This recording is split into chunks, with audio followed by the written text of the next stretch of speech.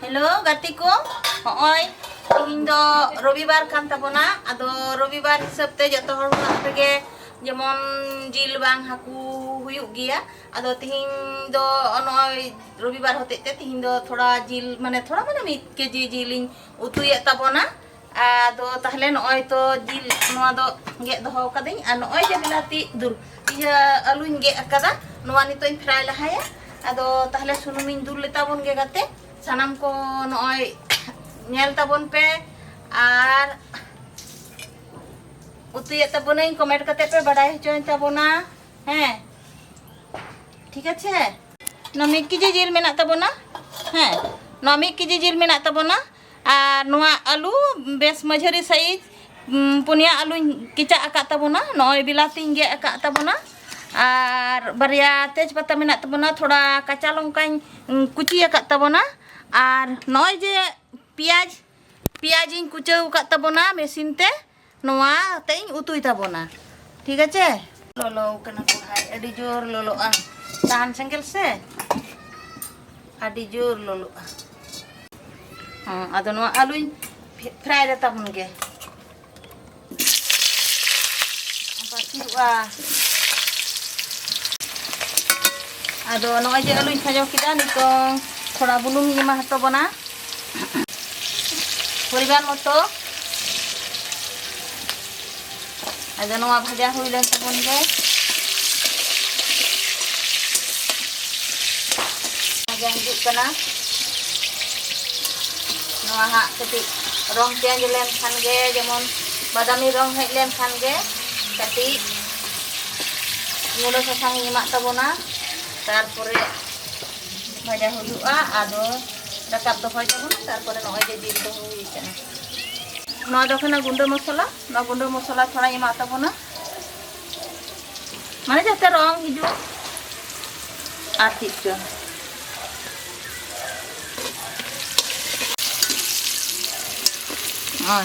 nyel tabon pe gati ko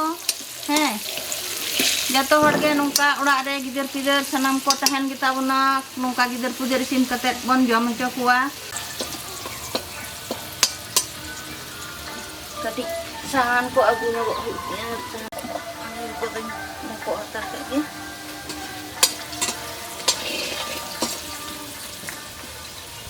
ya ina noy besi do bang hende coa tidak se hendelan kan do har hewer hijua uture ado kebol noy je rong change na ado nitok tara ka kating dohoi tabona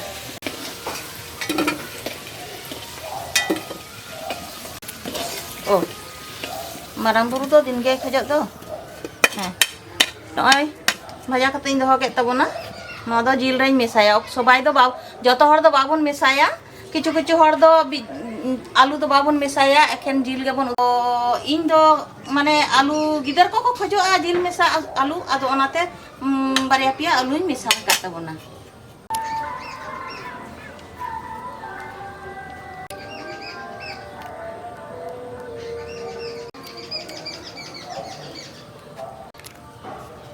एरपरे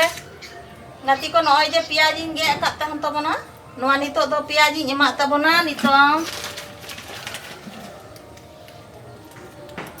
बारिया माने सुकना लंका इमा कान तबना फोड़न हैं एरपरे थोड़ा हिंग इमा तबना नपाय को सेन हिजुआ एरपरे लंका प्याज कुटी इमा का तबना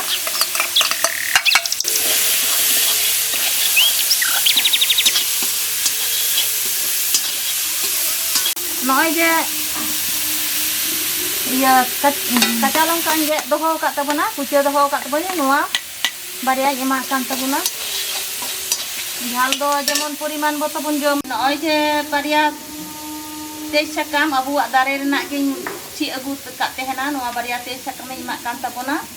ire kate ado noa piaj kucia ha kati bhaja nyogok tabona tarpore भाजा नो तारपरे हाँ जे आदा बाटा कोई दोहो का तबना आदा बाटा माने ᱟᱫᱟ ᱨᱟᱹᱥᱩᱱᱤᱧ ᱛᱷᱮᱛᱚ ᱟᱠᱟᱫ ᱛᱟᱵᱚᱱᱟ ᱱᱚᱣᱟ ᱟᱫᱟ ᱨᱟᱹᱥᱩᱱ ᱛᱷᱮᱛᱚᱧ ᱮᱢᱟᱜ ᱛᱟᱵᱚᱱᱟ ᱱᱚᱣᱟ ᱫᱚ গরম মশলা ᱠᱟᱱ ᱛᱟᱵᱚᱱᱟ ᱟᱨ ᱵᱟᱹᱠᱤ ᱫᱚ ᱱᱚᱣᱟ ᱫᱚ ᱡᱮᱢᱚᱱ ᱤᱭᱟᱹ ᱡᱤᱞ ᱢᱚᱥলা ᱟᱨ ᱱᱚᱣᱟ ᱫᱚ ᱢᱟᱱᱮ জিরা গুঁড়ো ᱱᱚᱣᱟ ᱫᱚ ᱥᱟᱥᱟᱝ ᱱᱤᱭᱟᱹ ᱠᱚ ᱟᱛᱮ ᱜᱤᱧ ᱩᱛᱩᱭ ᱛᱟᱵᱚᱱᱟ ᱵᱮᱥᱤ ᱫᱚ ᱥᱟᱥᱟᱝ মশলা ᱵᱟᱹᱧ ᱵᱮᱣᱦᱟᱨᱮᱫ ᱛᱟᱵᱚᱱᱟ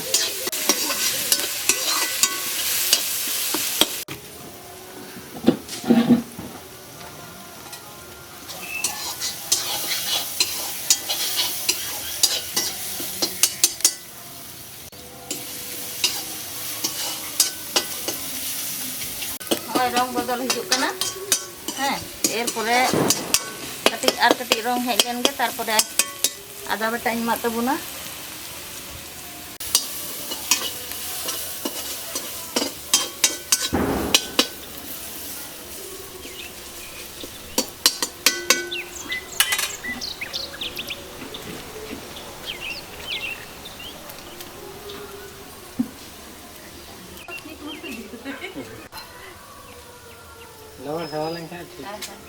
tahan ko se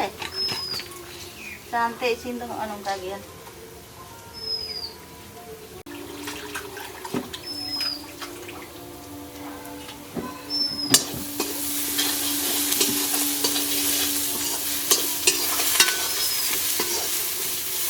itong do kate ada cuman ada rasunin theto kat tabona nito ada rasun theto imak tabona ada rasin theto kat tabona nito no ada rasun imak tabona ᱦᱚᱸ ᱵᱷᱟᱡᱟ ᱦᱮᱡ ᱟᱠᱟᱱᱟ ᱱᱚᱜᱼᱚᱭ ᱨᱚᱝ ᱠᱚ ᱱᱟᱯᱟᱭ ᱚᱠᱚᱡ ᱦᱮᱸ ᱮᱨᱯᱚᱨᱮ ᱟᱫᱟ ᱨᱟᱹᱥᱩᱱ ᱛᱮᱛᱚᱧ ᱮᱢᱟᱜ ᱛᱟᱵᱚᱱᱟ ᱵᱮᱥᱤ ᱵᱟᱝᱟ ᱫᱟᱜᱟᱣ ᱛᱟᱵᱚ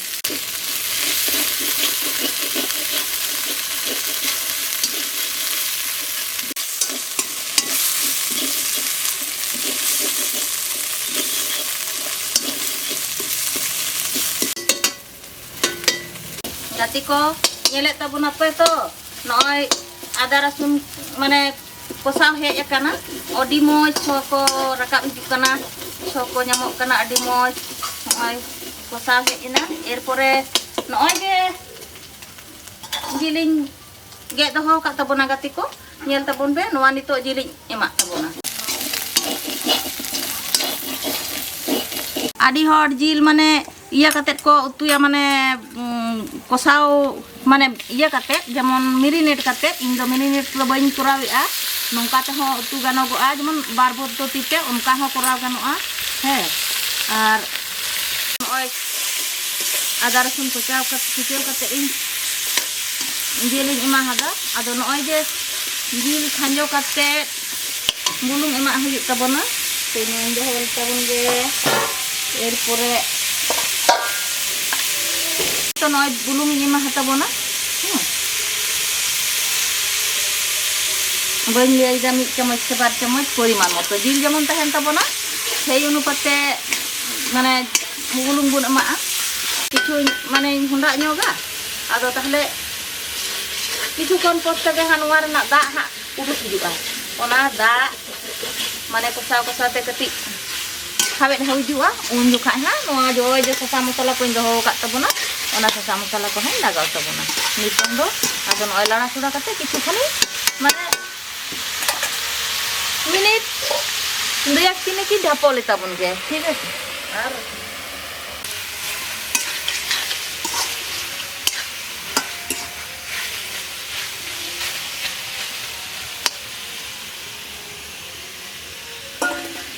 Nanti ko nyelek tabuna pito noy mane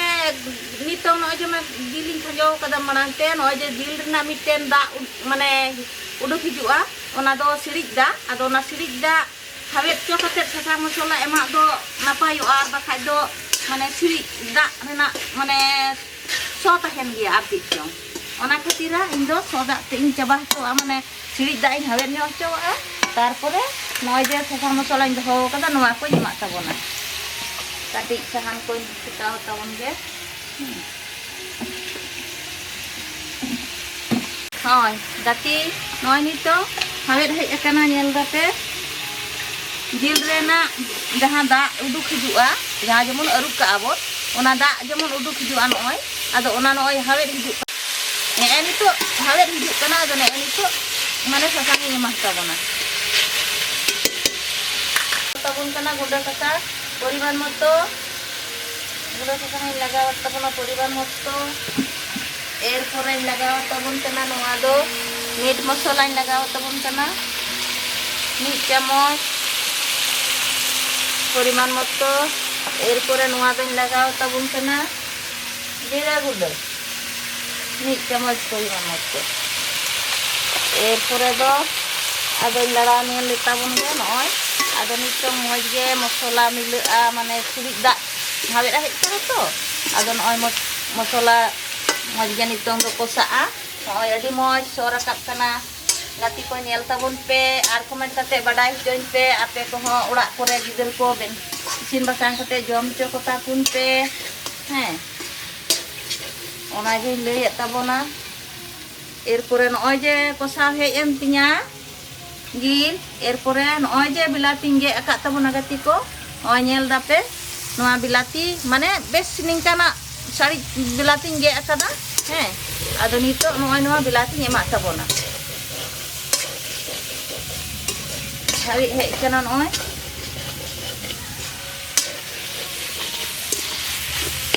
nyelet tabon te gati ko ar ini isin da isin kate udu abon tabon kana ongka ge urak koro isin tabon pe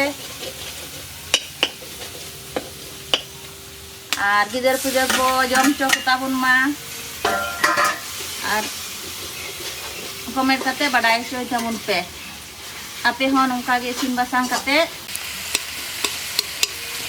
mane besi bilati emak ho jojoa ado kil jel kata hen tabona onka poriman te bilati ge kate bon emak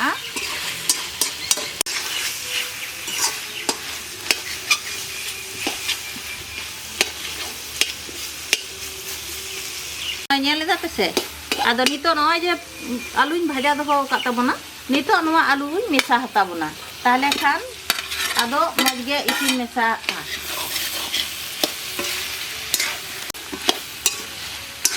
napai ko sorakap kana gider ko adi kukusi tabona nongka ge gider ko sin kate jom cho tabon pe dei ko mai ko he erpore nito noy je jeling jotoy misa kida alu ko iya ko jotoy misa kida jil saute erpore kichukon mane 5 minit likan dapo katabon ge tarpore nase tabona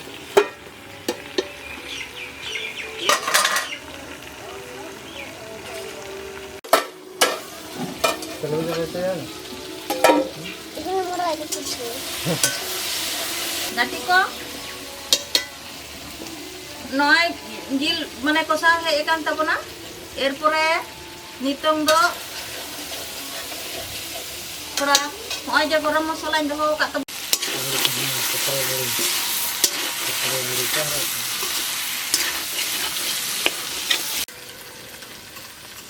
hoy je gati ko noy garam masala noa nyimakan tabona nito noa em kate an noy ghantan dara charai ga he tarpore gati ko sanam koron layabon tabon kana jil bon utui khan do go lolo dak bon emak ma lolo dak emak kaj do jil renak tasty ho napai okoi sodom bujua ar tarpore jil bai ketuar ru'a tate mane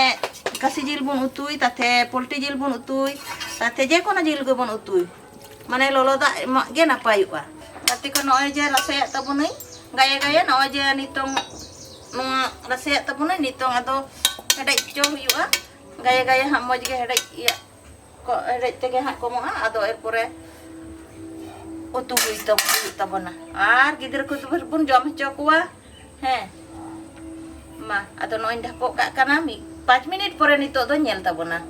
alu ko iya ko isin cho kadi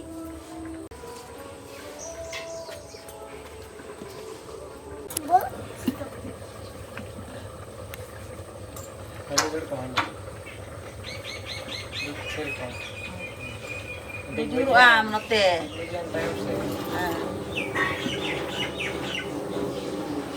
jujur ar katik nasi nak mane kati nase nyogok kana ar kati nasina katin thapol itabon ga ar kati nasina jiu to ikana babai goga jiu tu kada hoy gati ko noy nitam hedai hijuk kana nyel itabon ge nyel tabon pe adi napai sorakap kana alu ho isin hai kana noy isin kana